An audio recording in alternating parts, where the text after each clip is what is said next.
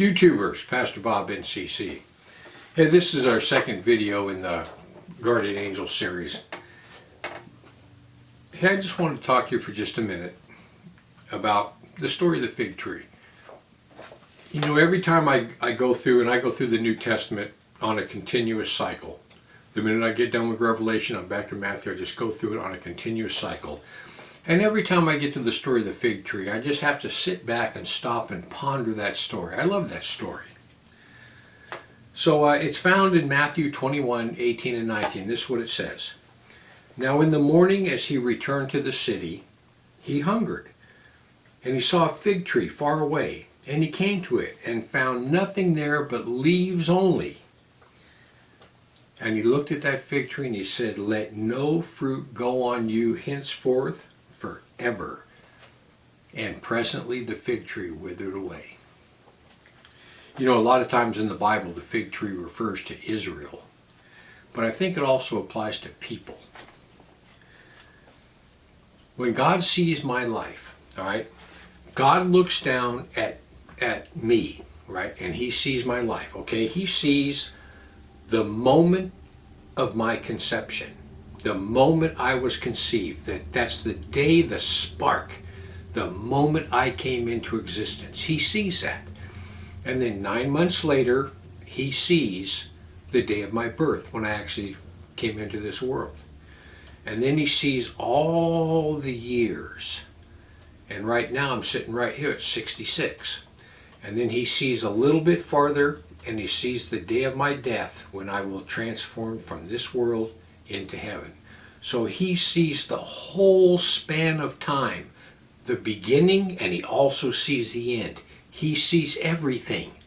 Conception, birth, today, and the end. He sees it all before him. Every single day. So listen, he saw me as a child. And he probably smiled at all the funny things I did when I was a little kid. The way I looked at the world, the way I was just fascinated about things.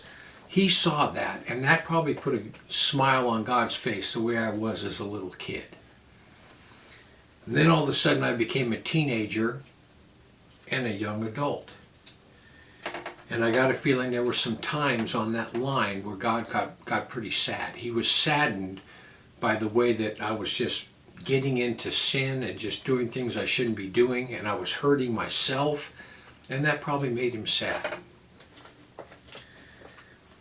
But he looked ahead.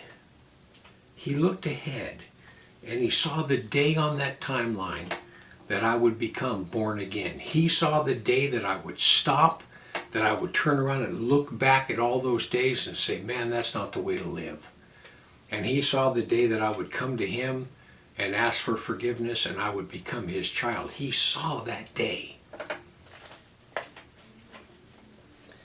I have a feeling that on this little timeline of Bob's life, that God allowed me to live through the teenage and the young adult years, through all that sin I got involved in. God allowed me to live through that because he saw the day that I would put my faith and trust in him. He saw that day, and that's why he allowed me to live to get to that day.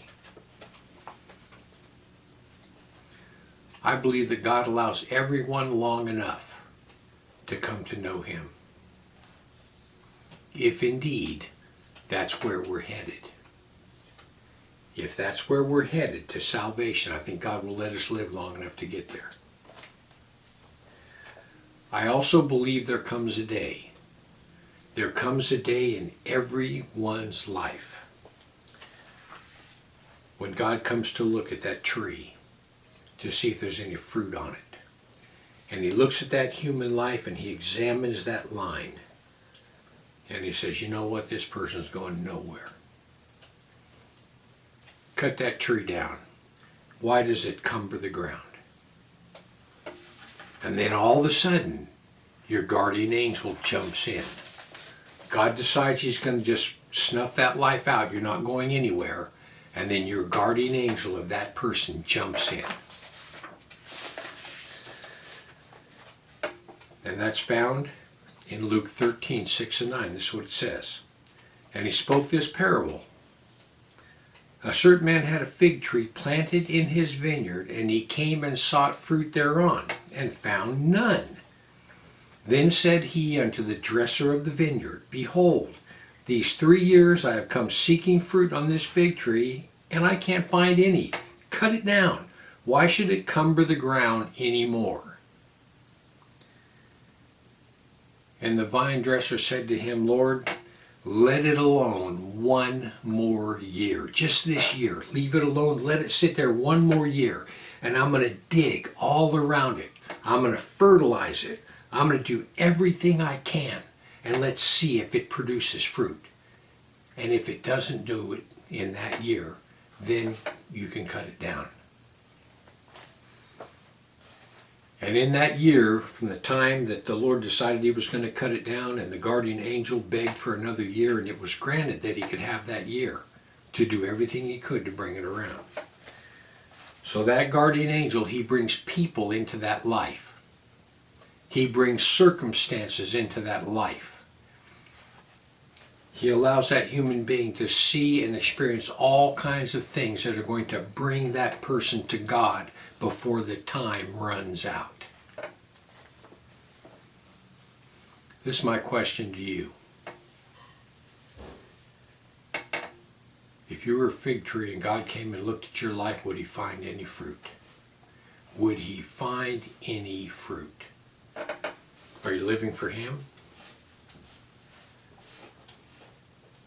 Are you doing the things he wants you to do? Are you producing fruit? Or would he look at your life and he'd say, you know what? It's taking up space. It's not doing anything. Cut it down. What would he find if he came and looked at your life for fruit? Anyway, I just want to give you something to think about. Heaven or hell, you choose. Just remember, once you take your last breath, it's a done deal.